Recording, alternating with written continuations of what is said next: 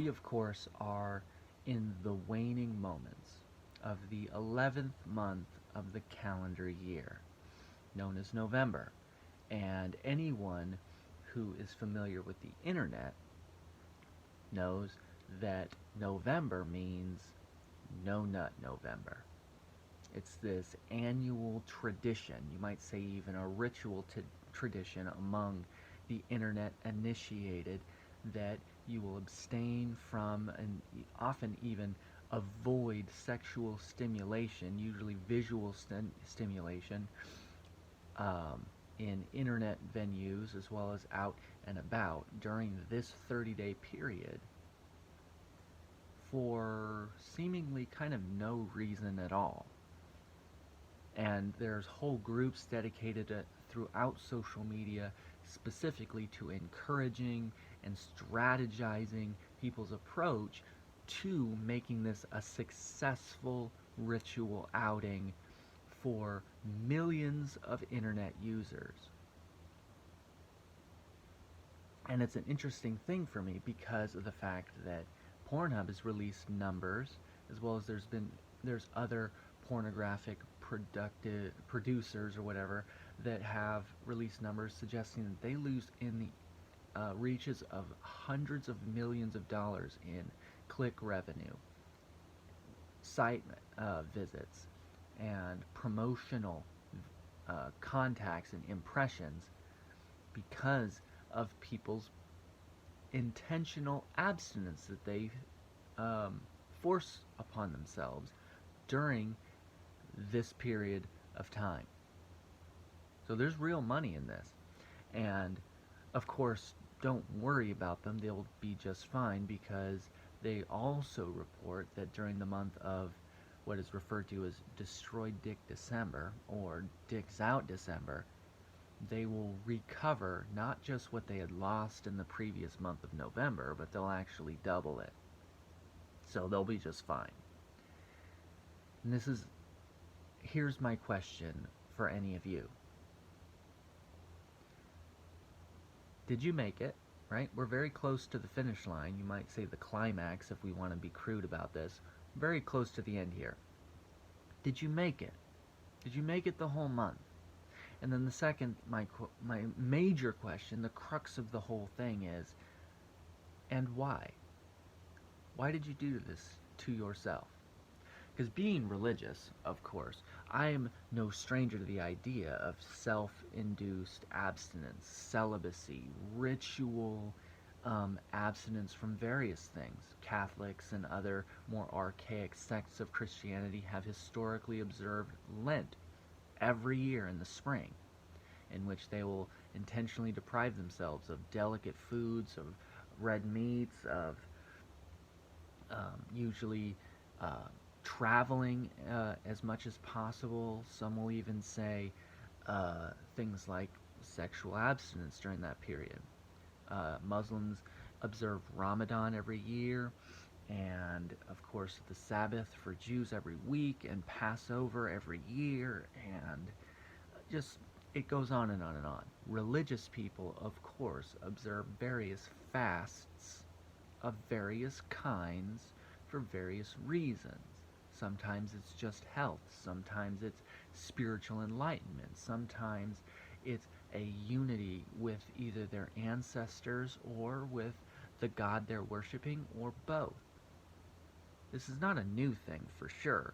What's interesting about it is the fact that we have a society which, according to the internet, according to what we are told on a regular basis, is in the process of turning its back against religious practices. And that soon is something we're told all the time, that soon our society is going to move on from these things and will never have to be troubled by the questions of God or religion ever again. And yet, it seems like, despite those protestations, it seems to get more and more religiously active every single day, including but not limited to an annual sexual ritual abstinence, celibacy, for a limited period of time for seemingly no real reason. It's fascinating to me. Someone here is wrong because, and I talk about this all the time, that the people that claim to be atheists, that don't believe in God, that are non-believers, that would check the none, None, box in a survey regarding their religious engagements or affiliations, that they have no religious organization, those are the ones that are the most likely to pray on a regular basis, that are the most likely to uh, receive prayer graciously. They're the ones that are the most likely to go to church if they are invited. They're the ones that are the most likely to check their horoscopes on a regular basis or to claim things happen in their life as a result of spiritual influences. They are the most likely to use crystals, sage bundles, to purify an environment. They're the most likely to utilize a Ouija board or some other, what is referred to as a spiritual medium, in order to interact with ancestors or spirit guides. They're the most likely to go to a seance or some other form of spiritual guide for insight about significant decisions that they need to make in their lives. So, they're clearly not actually atheists. They're something else. They may not be a Christian. They may not frequent organized religions, although many of them would identify themselves as Wiccan, and we also can't ignore the resurgence of those who claim to believe in things like Norse, Greek, or Aztec pagan beliefs and pantheons, mostly due to the popularity of things like Marvel and God of War, things of that nature. But point here is that in spite of the internet atheist protestations that our society is ready to move on, it's clearly not ready to move on. And not only is it not actually ready to move on from religion, it's actually reinvigorating